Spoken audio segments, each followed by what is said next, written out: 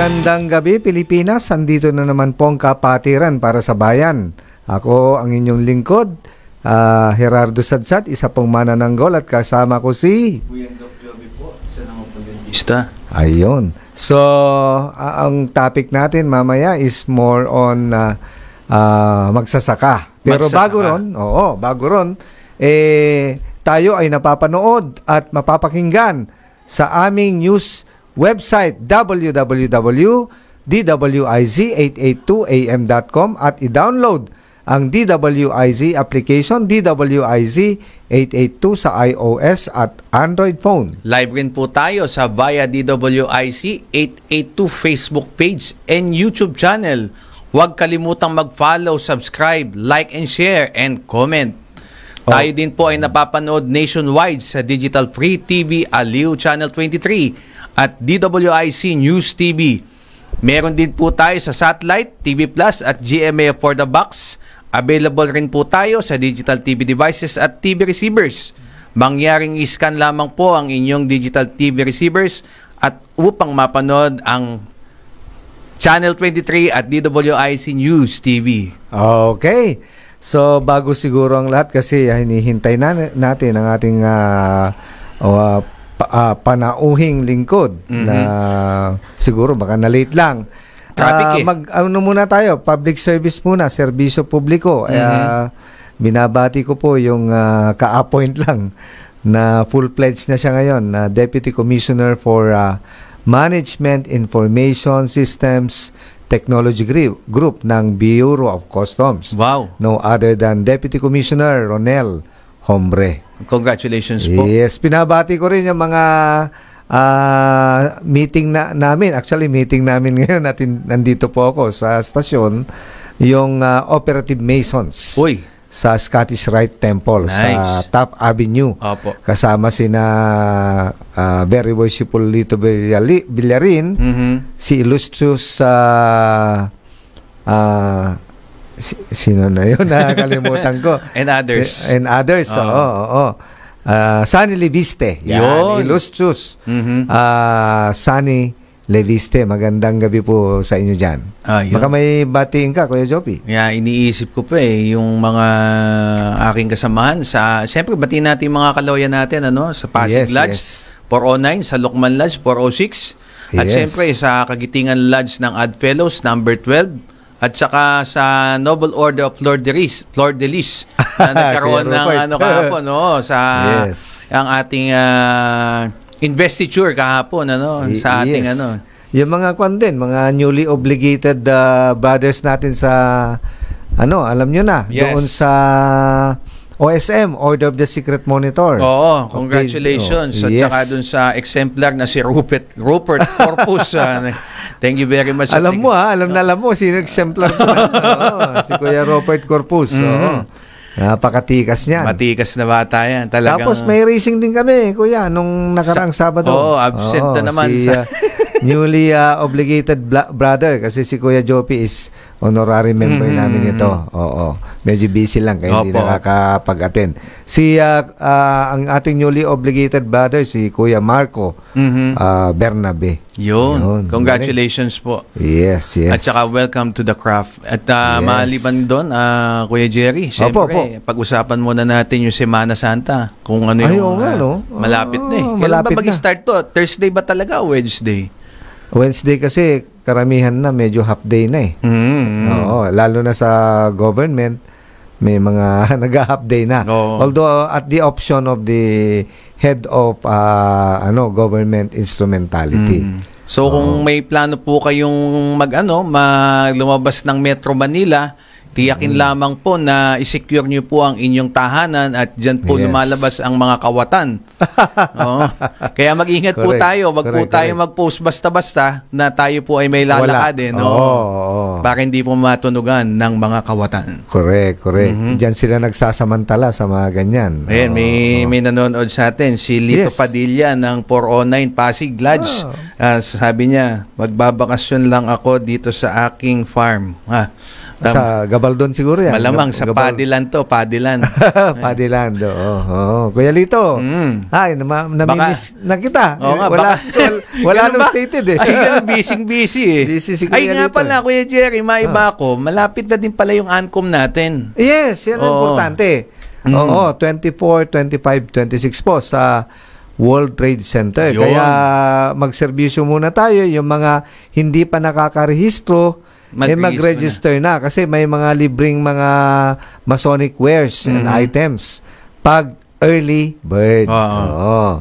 Tapos yung mga wala pang booking, lalong-lalo na. Naku, napakalapit. Baka puno na. Puno na to. Yes. Ang malapit kasi sa World Trade, Kuya Jopi, is yung Lime Hotel. Lime Hotel. Oo, may-ari nun.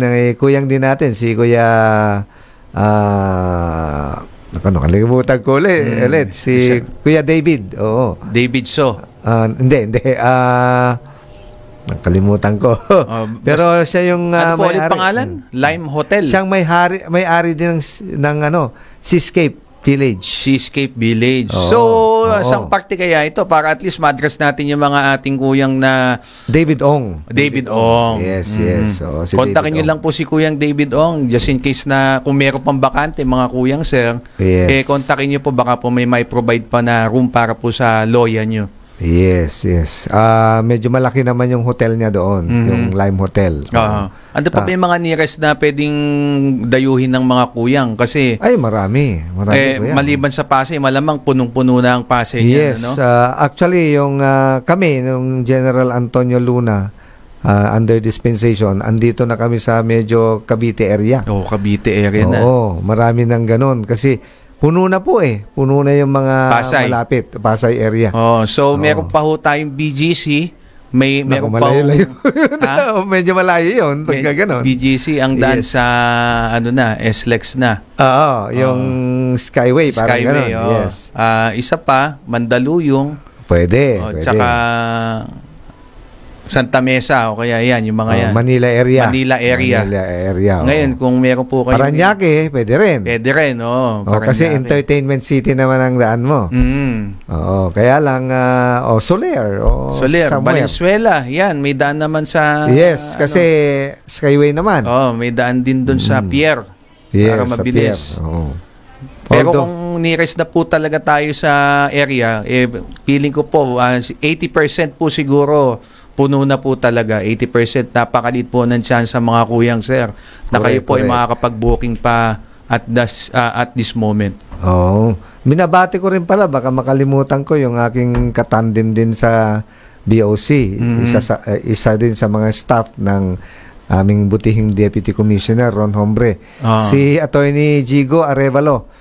Magba-birthday siya bukas. Ay, happy birthday. Happy birthday. Advance happy birthday. Happy birthday. At saka siyempre binabati ko si Vice Friend Armando Cachola ng Luzon Lodge. Parang kilala ko yun. Oo, kasamahan din natin to eh. Nagle-lecture yun dati. At saka ng All Is Well Band, yung mga kasamahan natin dyan. Sana sa susunod na video, invite nyo na ako, okay? That's correct. That's correct. Siguro magpa-promote din tayo. Yung huwag nyong kalimutan. Pag mason po kayo, Solomon. Craft beer. Siyempre, saan ba ito matitikman? Ay, marami. Meron sa Fairview, Pablo's Restaurant Fairview, tsaka Pablo's Restaurant dito sa Marcos Highway. Lower Antipolo, yes. Katabi lang ng Wilcon at Philinvest. Masarap ang mga pagkain dyan eh. Siyempre, mga Mediterranean, yung mga shawarmas. Shawarma. Mga ganon. Biryani, yan. Oo. Kung gusto mo mag-reduce, Kuya Jopi, yung biryani, di ba? Medyo, yun eh. Hindi katulad ng ordinary rice natin. Kebab. May mga kebab din. Meron din. Kompleto. Kompleto. Oo. Shout out daw sa kay... Yes. Teka, shout out nga po, my Lord Jopi, pwede bang paki-mention yung buong pangalan at hindi ko po mabasa ng kabrad ko ito sa Apo at saka sa Adpelos. Yes. Shout out po sa mga tawag dito, empleyado ng mental institution dito sa loob ng Mandaluyong. Kuyang din. Kabrad natin sa Kapatiran. Kapatiran para sa bayan. Yes. Galing. Okay. So, Siguro bigyan na natin ng pahapyaw, Kuya Jopi, kung ano ba yung topic natin. Ito yung magsasaka. Alam naman natin na ang kwan natin, most na resources natin come from mga farms. Oo, agriculture. Yun. Kaya 'di ba tinutukan ng ating butihing presidente. In fact, nung bago yung term niya, siya talaga ang head.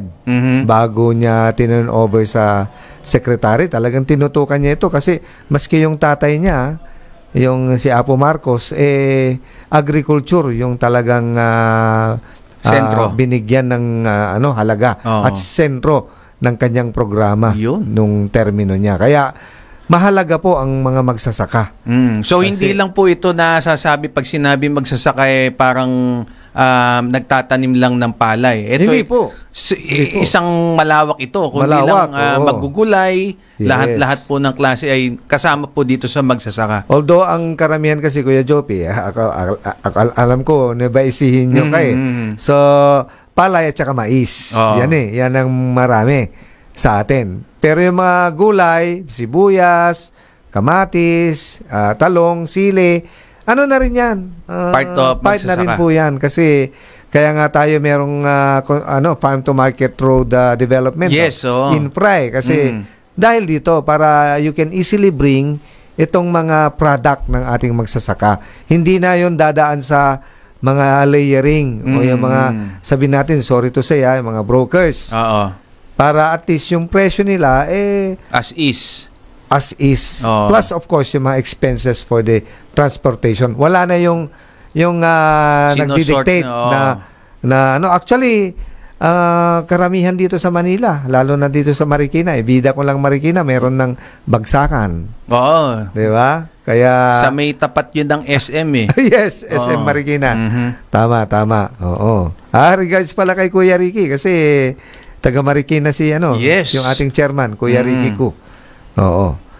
Saan na kaya si ating wala pa. Yes. Nagtatanong si Dominic de la Cruz Luistro. Nagtatanong siya from Cavite. Saan po ba pwedeng mag-apply kung ako po ay magiging magsasaka? Ay, hindi naman ina-apply yun. Kumbaga, sir, hindi po ina-apply ang pagiging magsasaka kundi ito po ay nagiging experience o kung ano man yung naging nyo sa buhay. Kahit siguro sino pwede naman maging magsasaka, no? Actually, kahit sino, pero kailangan lang ng konting gabay na professional, ada edukasyon o eksperyensya ng mga magulang na nakagisnan na, yung mga ganon. Kasi may mga tawag din na yung agri-farming o business farming na hindi naman kailangan ikaw yung magbungkal ng lupa. Mag-manage ka lang. Ang mga isda ba ay kasama din sa magsasaka? Actually, nasa fishery side yan. Kasama din ba yun sa agriculture? Siguro, in general terms, cover na rin yan kasi more on agricultural products actually, siguro ihambing na lang natin kung nabibigyan ng sapat na gabay ang ating mga magsasaga dito, hindi na natin kailangan mag-import ng mga bigas, mga mais o kung ano man yung mga staple food natin kasi ang bigas is staple food ng Pilipino So hindi na natin kailangan mag-import kasi malawak po yung lupa natin para kaya nga nakakagulat sinasabi nila nagkakaubusan daw ng bigas. Correct. Subukan niyo po pumunta ng Nueva Ecija, hindi po kayo mauubusan ng bigas sa Nueva Ecija. Maniwala po kayo. Ilang kwan kayo doon kasi sa amin sa Tarlac hanggang 2 crops kami sa isang taon. May first crop at saka second crop. Parang umaabot yata sa Nueva Ecija. Baka abutin ka 3. Hanggang 3. Parang ganun. So, ibig sabihin, continuous yung farming. Continuous talaga. Wala talagang patid na. Walang pahinga, no? Kaya sinasabi na nagkakaubusan, imposible po. Imposible po. Lalo na sa Nueva Ecija, imposible talaga. Pero, Kuya Jopi, may pag-aaral din, scientifico sa mga magsasaka na hindi dapat naaabuso din yung lupa. Parang tao din daw yan na kailangan magpahinga. Hindi man taon, kundi may konting pahinga lang para at least nag-heal din siya. Oo, yung fertility niya, yung ano, nagmamature. Yes, nagmamature at saka parang tao din na pag nakapag-replenish ng energy, masigasig yan. Mas maganda yung ibibigay niya na ng lupa. No, sa bagay, tama nga naman. Diba? Kasi parang karaniwan nga doon, pagkatagtuyot din, tuwang-tuwa yung mga mas gusto kasi nila na tuyo. Minsan, pagka konting ulan, nagwo-worry na yung mga magsasaka natin. Correct. Lalo na sa amin kasi may baha. Oo. Mas maganda kung medyo mabuhanginan yung yung lupa para at least malakas man yung walang baha. Bababa yung tubig. Tama. Oo, pero sa amin kasi hindi siya buhangin kundi talagang lupa eh. Lupa. Yung alam mo ba yung hinahabi na gano'n, ginagawang pot na gano'n. Yung talagang kulay pula. May kulay pula sa amin, may kulay itim. Pero malagkit ang lupa. Kumbaga, kayang pagdikit-dikitin nun na walang kailangang simento o anuman. Nagiging bloke siya. Oo, parang nagiging bloke. Kamusta ng mga sugar cane sa Tarlac? Naalala ko, nandun ng asukarera, di ba? Yes, siyempre, wag na natin i-promote. Pero ang sugar cane producer, isa. Buhay pa doon? Buhay pa. Lakas doon. Sa Tarlac yan, buhay pa yon. Actually, ang sakop niya nasa 3,000 to 6,000 hectares yung sugarcane production. Although, siyempre, mas malaki pa rin po ang Negros. Yung both Negros Oriental at saka Occidental. Kasi, yun per hacienda yun. Magkakatabi yun na puro sugarcane. Tama. Yes. Maraming salamat nga pala sa FYI ni Ma'am Ina Soriano, ang ating road manager. Ay, okay. Sinasabi po niya, parehong agri po at pero magkaiba po ang rice farming at ang fishing. Maraming salamat po sa inyong very good. Clarification for that, Ma'am Ina. Very good. So ang magsasaka talagang confined lang sa sa mga farming. Yung sa lupa na hindi dagat. Kasi fishing naman yon. Parang gano'n. Galing ni Ma'am Ina, talaga nakasubaybay din siya sa general information. Yes. Nakasubaybay. Talaga nakikinig siya, nakasubaybay talaga. Yes. Shoutout sa iyo, Ma'am Ina, mabuhay ka. Sana naman po may part 2 yung pakain natin dito. Siyang director natin eh. Kaya, minsan na tayo, hindi tayo nagagabayan ng gusto pagka wala siya eh. Na din ako eh, namimiss ko din siguro Ma'am Ina. Oo. So, siguro habang natin subaybayan lang natin si Grandmaster. By the way, siya pa rin naman ang nakaupo hanggang April 26. Kasi may alam mo naman ang ANCOM, kuya. Pag sinabi yung ANCOM stands for Annual Communication, yan yung pagtatapos naman at pagsisimula ng bago nating pinuno sa ating kapatiran. Ang ating masonerya. Taunan na palitan. Tapos pag may bagong Grandmaster tayo, normal na may mga bago siyang mga regulasyon. Bagong alituntunin kung ano man yung dapat natin sundin. Alam niyo naman sa atin, di ba? It's always sublime dictatorship sa atin. Kaya sumunod tayo kung sino man yung susunod. And of course, good luck sa ating incoming Grandmaster, no other than incoming Most Worshipful Raul Canon Jr. So, sa mga appointee niya, start with the DDGMs, grind line officers, okay, katulad ng ginawa namin, sana maging smooth yung kanilang sabihin natin, yung pagtatalaga nila ng kanilang mga responsibilidad sa kanilang bawat posisyon na gaganapin. Tama. Oo. Ano ba yung kanila? Yung parang bawat isa. Bawat isa mahalaga. BIM. BIM. Parang bawat isang mason ay mahalaga. Tama. Kasi si Most Worshipful Ariel, ito naman yung let there be light among masons and let there be more masons among lights and let there be light among masons. Ito yung kahalagahan ng edukasyon, enlightenment at equilibrium. Ngayon, may iba tayo ng topic. Ano ba yung mga magagandang mai-contribute ng isang magsasaka sa ating ekonomiya sa bansa?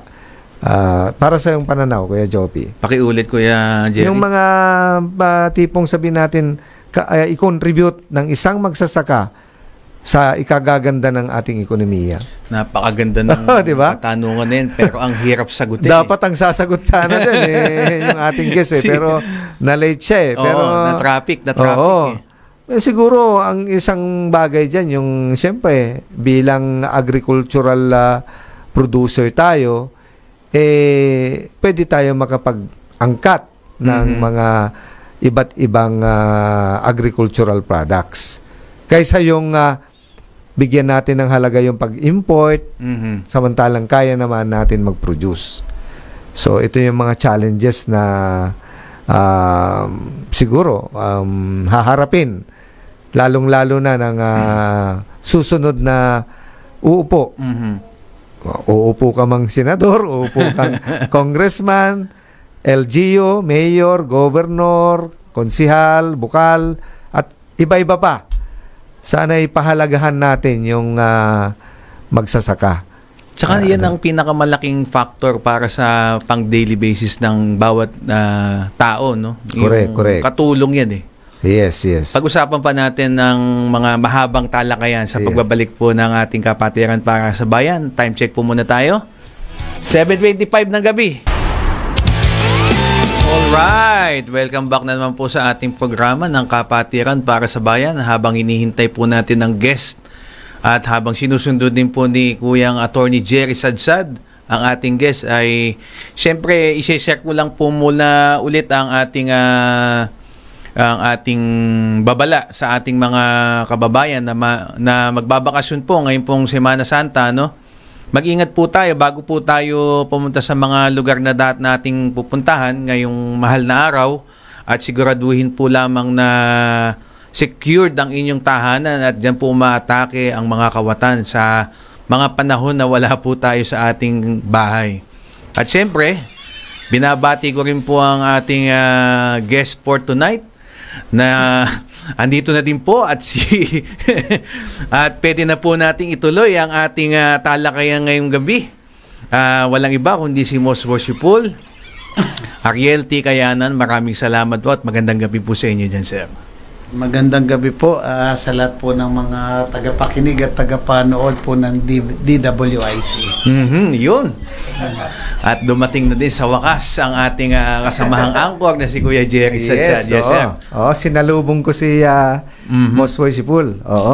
Siguro diretso na tayo. Yes, straight to the point na tayo. Na-introduce mo na si Most Worshipful. Yes, sir. Opo.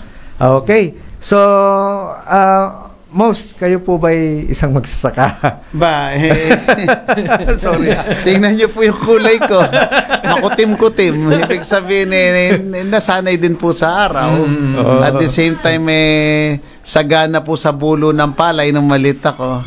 At sa paghahalo ng mga feeds na darak at mais at saka po mga aggregates, maski pa paano. So, tubig, yung pong pagpipispan, nasubukan ko. Palay po ay paghahasik ng palay at the same time po ay livestock and poultry po. Meron din po tayo. Wow. Pero saan po kayo most na tubo po? Ako po ay pinanganak po sa Santo Rosario, San Luis, Pampanga na hanggang ngayon po ay agricultural area po. Wow. Pagsasaka din po talaga yung pareho po, pagsasaka, pag po araw po na panahon po ng pagpapalay, meron pong converted na mga pispan na tinatawag nating talapyahan. Talapya nga ako sa Talapya. Hindi talapya. Okay. At ngayon po ulitin ko po, pag naman po tag-init ay ini-intercropan po natin ng melon, pakwan at saka yung mga gumagapang. Mga sagana sa araw yan mga yan. Sinubukan namin kanina pag nilay-nilayan yung mga tanong, hindi namin masagot. Hindi, ang hirap Mahirapan kami kasi ang hirap magkunwari. So, bilang magsasaka po, ano po ba yung naiko-contribute niya sa ekonomiya natin? Malaki po. Unang-una po, siyempre, yung pagpoproduce. Tsaka yung adding value niyan, papaprocess hanggang maging produkto po siya. Hindi lang po yan, nagko-contribute po din siya sa logistical chain. Kanya kung mapapansin nyo, ang sinasabi, may mahigit pong 19 hanggang 20 milyones na magsasaka. Kapag pinagsama-sama ho natin magmula sa pagpoproduce hanggang dun sa mga iba't ibang ano po niya, signatura. Ang dami pala na magsasaka sa Pilipinas. 19 to 20 million. Tingnan nyo po, ano pong mga maiseserve na pagkain magmula ho sa ordinaryong palengke hanggang sa pinakamahal na restaurant kung wala hong pagkain. Yun yung sinasabi ko kanina, talagang kasama ang magsasaka sa pang-araw-araw ng mga tao talaga. Dadagdagan ko na po. Siyempre, complement to the other department. Siyempre po, habang maganda po ang Pilipinas at dinadayo ng turista dahil sa maganda nating tanawin at saka mga iba't ibang kalikasan na mabapasyalan, pero sa dulo, kakain din ho mga turista. Tama. Kanya may agrotourism mo tayo, di ba? Ay, meron po palang ganun, agritourism. Siyempre, di ba? Galing, may term na ganun, agritourism. Ano po ba yung agritourism para po sa kaalaman ng lahat? Ibig sabihin, yung mga lugar natin na panturista, para po makatulong naman na imagine nyo po, halimbawa kung puro turista yan, tapos lahat ng pagkain ay inaangkat nila sa ibang area ng Pilipinas, tataas so yung product niya, yung production cost, tsaka yung magiging end product. Pero kung nandoon na po sa area, at doon na natin palalakihin, at doon na natin naanihin, nagbigay pa ko kayo ng ekonomiya dun sa area. Yes, exactly. Tama. Siguro diretsuhin ko si GM kung sapat pa yung mga kasalukuyang programa ng ating gobyerno para sa mga magsasaka. Well, it will be very unfair naman sa Department of Agriculture na kung saan ay ginagawa naman po diyang kanyang dapat magawa. Pag sinabi po bang nating sapat ang programa, ay siguro po ang gusto nating malaman kung na-implement silang mabuti. Ayan. Well, ulitin ko po, where we used to be there, ay ang tinatawag po nating bottoms-up approach. Anong ibig sabihin? Higit sa lahat, ang mga magsasaka, nakakaalam kung anong pangangailangan nila. Kanya mariin natin silang kinukonsulta. At itong consultation na to ay meron po tayong isang fora doon, council na tinatawag. Ang ngayon po ay NAFC, National Agricultural and Fishery Council, na kung bawat sektor, commodity, at saka po yung mga banner program, doon po pinag-uusapan hanggang pagbabalangkas po ng plano, pati na yung budget. Kasi po ang budget o yung general appropriation para sa magsasaka ay polisiya. Yan. Ngayon po, kapag po yan ay naging budget na, yan po i-deliberate natin sa DBM para maging national expenditure. Yes. At pag naging national expenditure siya, the power of the purse, sa Kongreso naman. Diyon nila saan ba nararapat yung budget na yan, di ba? At ang Kongreso po ay merong oversight power. At saka, hindi lang po oversight, evaluative din pong extended power. Yung oversight, to see to it na yung kanilang inatado ay ma-implement at yung evaluative naman po ay kung na-implement na ay naging kapakipakinabang ba, tama bang pagkaka-implement. So may protection at seguridad din po ito sa mga magsasaka. Yes po. Kanya nga po, at the end of the day, ang sinasabi natin na sapat po ba? Ulitin ko po ay kung ang aasahan nating gobyerno, kumisan nagkakamali, akala nila Department of Agriculture lang because of the kind of government that we have devolved at saka rationalize, kailangan the whole of the nation approach. Ano yung the whole of the nation approach? Lahat ho ng sagay ng gobyerno ay dapat tumulong para sa mga constituent natin at sektor tulad ng magsasaka. Limbawa po, ang role ng DA, rowing and steering. The DA will actually steer at yung nandoon na nasa ground level, ang LGU should row. Di ba? Dahil may mga resources din naman po sila. Kanya yung magiging sapat niyan pag nagtulong-tulong lahat na sangay ng convergence ng iba't ibang ahensya ng gobyerno. Maganda. Galing. Yung mga naman natin, batas para sa mga proteksyon, kung meron man proteksyon ng ating mga magsasaka po. Actually po, nasabi na nating minsan nung tayo makapanayam, Opo. ay number one, pag tinignan nyo po, marami na tayong mga batas. Ang tanong ho natin ay, number one, na-implement ho bang mabuti? Yun. At pag sinabi nating na-implement, kasama na ho yung kaukulang budget. Opo. Kasi syempre, pag sinabi mong ito-implement natin, dapat may budget yan. And number two, ang pangalawa po ay kung na-implement naman ay napag-aralan ho ba kung yung mga in-implement natin ay naging kapaki-pakinabang. Kasi kung naging kapaki-pakinabang po yan, anong gagawin natin? We have to strengthen it more. Pero kapag hindi ho siya nagbigay ng substantive na epekto, hindi siya naging epektibo, anong gagawin? Hindi naman natin pwedeng ituloy, di ba? Dapat to ay abolish natin. Kaya naman, baka may mga bagay na dapat lang nating amyendahan, medyo i-fine-tune natin, di ba? Okay. So and of course, sabi nga po natin protection. Tama po kayo, ang higit sa lahat, walang galan na po, kailangan din ng support at ayuda ng mga magsasaka. Pero may mga magsasaka naman po na self-sustaining at saka private sector driven. Yes. Ibig sabihin hindi yun ang kailangan nila. So anong kailangan nila? Mga pulisiya that will be helpful and beneficial for them. Yes.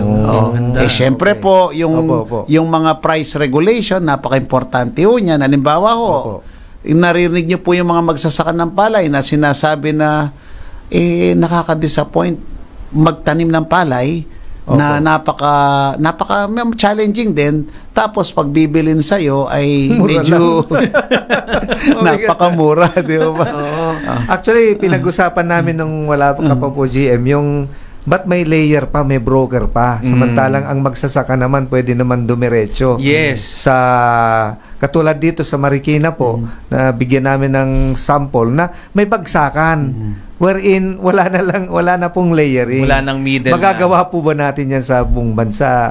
Nagbiro po ako minsan nung tayo po ay nasa DA. Yung salita mismo bagsakan, di binabagsak mo, di ba yung presyo? Kanya nga natin, pamilyang bayan. Pamilyang bayan. Yung nomenclature mismo, bagsakan, di ba bagsakan ng presyo? Mali pala yung nomenclature. Ang purpose po kasi natin, of course, is not only to produce, but to strengthen. Di ba sabi nga ng mga magsisibuyas, in onion, there is strength. Union pala yun. Kung hiwa-hiwalay ho sila at walang organisasyon, pwede ho silang i-capitalize or i-abusuin. Ulitin ko, hindi ho lahat ng trader or merchandiser abusado. Meron lang po talagang mga nangaabuso, di ba? Tama ho kayo kung mababawasan ho natin yung layers. Di ba? Mas marami yung layers. Siyempre, dumadami ho yung tongpatso, yung patong. Tongpatso. Subukan ho ninyong i-minimize ho natin. Totally, wag naman minimize. At yung mapunta, halimbawa, konsignasyon. Saan ka makakakita, halimbawa, sa fish pan. Nung magsimula po kami mag-fish-pan, noon batang-bata pa ako, ilan lang kami nag-fish-pan. So we enjoy the privilege of telling the right price. Hindi naman abusadong mahal kasi pag tinaasan mo yung farm gate price, mataas din ho sa merkado. So ano lang po ba yung production cost vis-a-vis kung ano yung tamang magiging margin para kumita naman at maging masaya yung mga magsasaka natin at mangingisda. Ang problema nung nakitang productive ho, yung pagpipispan, lahat to yung nagpispan. At dahil lumaki po yung supply ngayon, eto na binigyan mo ng pagkakataon ng tawag namin sa Kapampangan na ng bakulera, yung naghahango. Na isasabi niya, ang dami ninyo, ay uunahin ko to, tapos ako magsasabi kung anong presyo. Sa ikaw naman, you are living now under the grace of the mercy kasi malaki na yung isda mo, kumakain po ng pellets or feeds yan. Lumalaki rin yung gastos mo. Hindi naman substantial sa paglaki niya. Hanggang doon na lang ang laki niyan. So, mapupwersa ka ngayon na at their price, ay ganun mo bebenta. Pero kung magkasundo-sundo kayo, marami kami magpipispan dito, pero kami ang magsasabi kung saan ka lang magbubukas. Saan ka tapos, ito yung tamang presyo. Isa-isayin mo, ubusin mo muna yan, di ba? Pag naubos mo na, lipat ka rito. Yung programa, napaka-importante.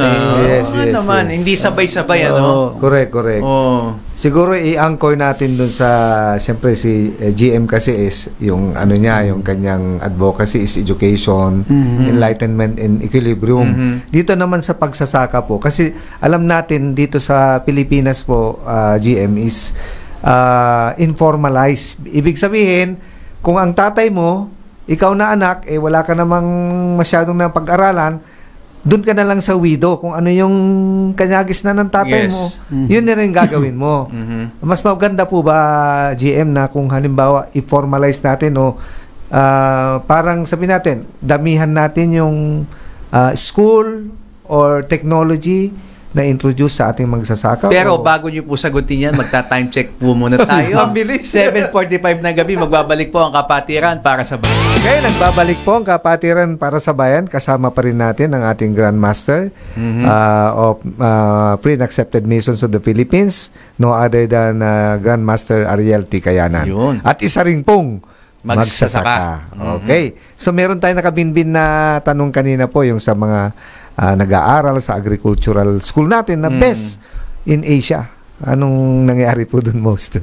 Sir, sasagutin ko po yan bilang yung ating kaalaman at history. Halimbawa ho, Opo. Importante ho na malaman natin ang kahalagahan ng isang bagay kung if we could not live without.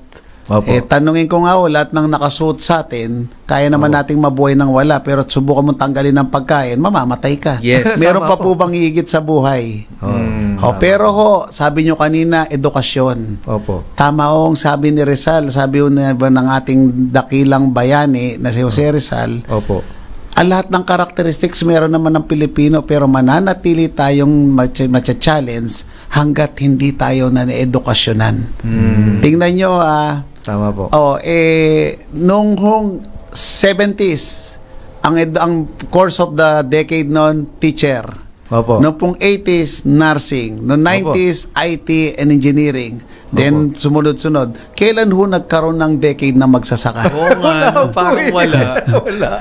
Pangalawa, yung appreciation, tingnan nyo kapag maganda yung mga nakukuha mong score, star or whatever, pag nakakuha ka ng mababang score, kalabas at kamote. Na may mention, no? Masama pag wala kang nakuha score, itlog. Magsasaka pa rin. At pag na-expel ka sa kolehiyo or sa pinag-aaralan mo, go home and plant kamote. So what's wrong with that? Yun po nagkakatawaan lang po tayo. Pangatlo po, tingnan nyo ho yung agricultural institute or universities natin. A lot of them, while other courses ay palaging nagkakaroon ng mga bagong courses, ini-strengthen, nabubuo, paunti nag-enroll sa agriculture. At dahil paunti ng paunti, eventually yung kurso isasarado sa universidad na yun. And ang nakakatawa po tingnan nyo po yung mga universities natin, with no disrespect ay dati-rati they were known na mag-offer ng mga agricultural related. Ngayon nag-diversify na ho sa ibang related na kurso. Tingnan nyo ho ang Amerika. Yung UCC Davis, which is known for agricultural and what we call related na ay hanggang ngayon po magmula nang itayo siya ay ganun pa rin sa San Francisco, California. Ang counterpart po niya na Cornell University sa Ithaca, New York. Doon nga, tingnan nyo, naggumuhit nga ako ng mga kasaysayan at saka karangalan ng mga Pilipino, yung mga may famous po nilang mga alumni, ay hanggang ngayon po ay in-intensify at pinapalakas pa rin po ang kanilang agricultural school. Samantalang sa atin, yung appreciation nga ho, di ho ba? And tingnan natin pong mabuti, the gap between what the industry needs versus what the school is offering. Masyadong malaki. Halimbawa ang pinag-uusapan na natin sa labas, agroclimatic. Opo. Ang pinag-uusapan na natin, drone fertilization. Ooh. Ang pinag-uusapan na natin, laser technology. Opo. Pero doon hand tractor pa rin sa mga eskwela. Di ba? Tama. Combine harvester na, di ba? Mga nadano. Di ba? May nagtatanong po dito online si Rolly Bulan ng Australia. Tinatanong po niya ano daw po yung mga magandang gawing programa ng kagawa ng agrikultura para sa mga magsasaka. Well, sabi ko nga po ay ang pinakamagandang nating gawin, number one, meron na pong siyensya. Opo. Let's face it, kailangan na ho talaga ng siyensya at saka teknolohiya sa pag-agrikultura. Why? Yung Opo. pong mundo ng likhain ng dakilang manilikha, hanggang ngayon di naman ho lumaki. Ibig ko sabihin, yung sinasaka natin, kung lupa man yan, at yung tubig natin, ay hindi lumalaki, at dahil maraming paggamit na ginagamit at kalinangan natin, lumilit pa yung sa food production. Tama po. Pero ang sigurado ko, tingnan nyo yung population growth ng Pilipinas, 2%.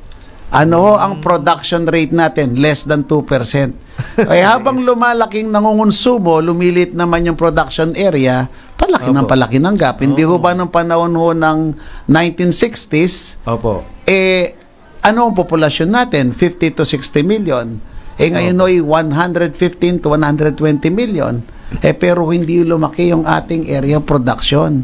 Opo. So ano ang kailangan natin gawin? Gamitin na natin yung siyensya at teknolohiya, kasi with the same production area, baka yung yield pwede nating mapalakas at mapalaki. Yes. Tama. Tsaka kailangan na talaga sumabay ngayon talaga, sir. Yes. Sumabay, Oo, kailangan sumabay. Kasi yung traditional na ginagawa natin noon hanggang ngayon. Yun pa rin eh. Yun pa rin eh.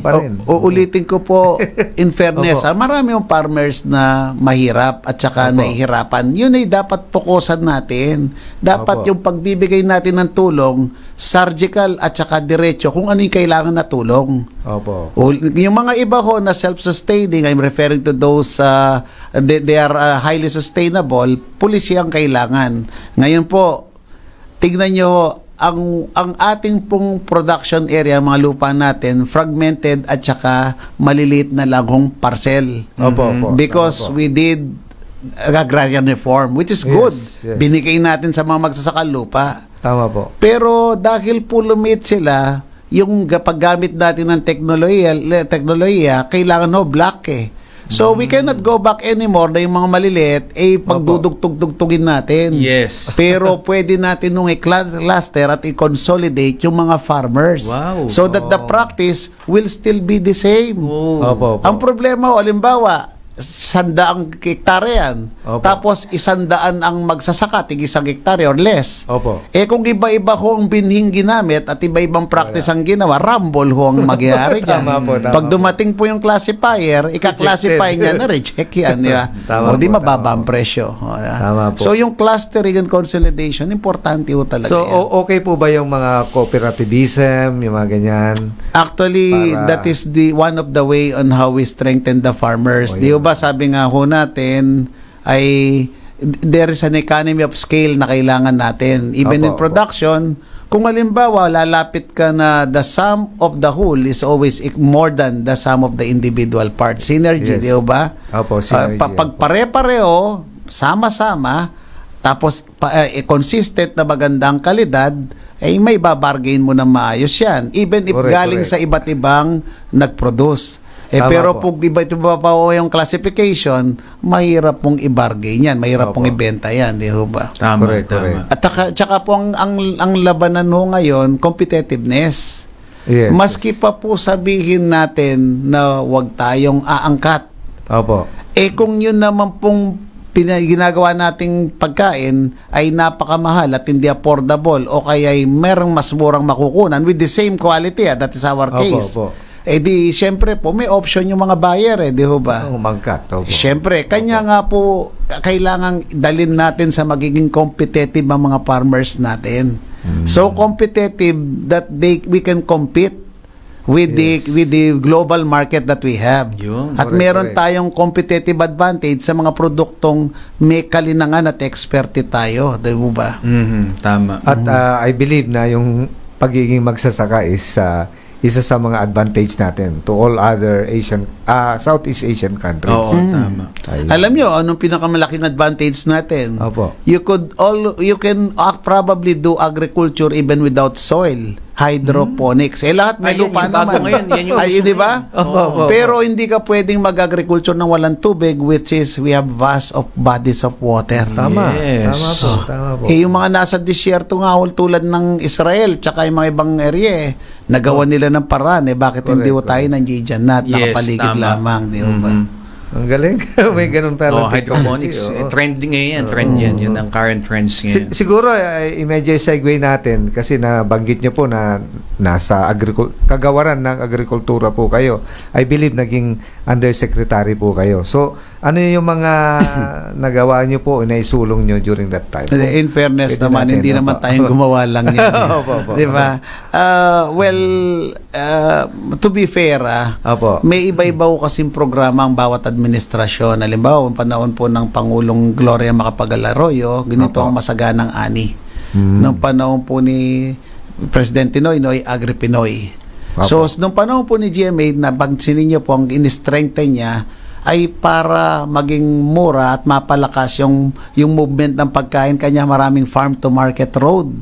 Kasi nga kung walang daan, paano natin maayos na may gagalaw ang pagkain papunta sa merkado, sa market. Tama po. Pangalawa ko, yung daan bako-bako, mabubugbog yan yung quality. Correct. Yung handling, double handling, papapatas.